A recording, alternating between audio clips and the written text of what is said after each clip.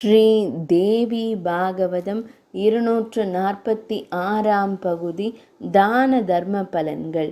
தர்மராஜனே, தான தர்மங்களின் சிறப்பை கூறுங்கள் என்று சாவித்ரி தேவி யமதர்மராஜனை கேட்டாள்.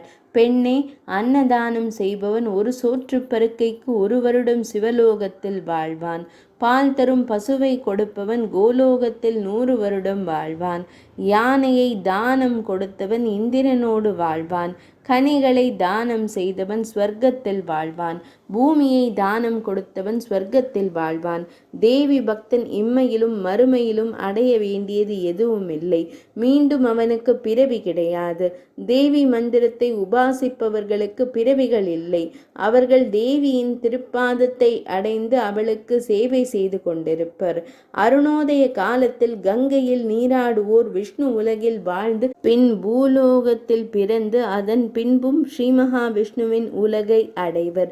பதி விரதையான சாவித்திரியே, நிர்குணமான பரப்பிரகிருதியின் வடிவாகவும் பரபிரம்ம ரூபிணியாகவும் வழிபாடு செய்.